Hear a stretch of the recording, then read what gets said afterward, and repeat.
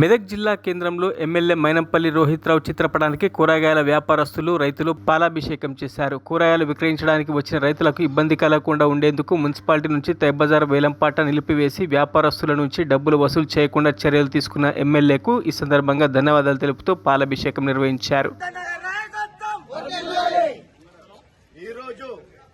మెదక్ మున్సిపాలిటీలో తైబజారు వసూలు మున్సిపాలిటీ తరఫున చేస్తున్నందున మధ్యల కమిషనర్ గారు గాని, చైర్మన్ గారు గాని, అధికారులు గాని వేలం పాట పెడతామని చెప్పి అన్నందున దానికి మేము ఎమ్మెల్యే గారి దృష్టికి తీసుకుపోయి వేలం పాట పెట్టద్దు సార్, ఒక్కొక్కరి దగ్గర రైతుల దగ్గర 50 నుంచి 100 రూపాయలు వసూలు చేస్తారని చెప్పి మేము దాన్ని రద్దు చేసి మేము మున్సిపాలిటీ తరఫున 20 రూపాయలు లెక్క రైతుల దగ్గర తీసుకుంటే వాళ్ళు మంచిగా బతుకుతారని చెప్పి మేము ఆయనకు విన్నవించుకోవడం జరిగింది.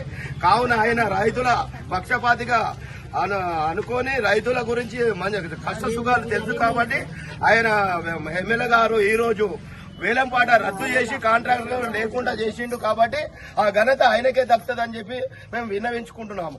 ఈ రోజు 20 రూపాయలు 10 రూపాయలు మున్సిపాలిటీ వాళ్ళు వసూలు చేస్తున్నారు కాబట్టి సంతోషకరంగా కూరగాయలు ప్రజలు మా రైతులు అందరూ కూడా అమ్ముకుంటున్నారు కాబట్టి ఆయనకి ఇవాళ ధన్యవాదాలు తెలియజేస్తున్నాం.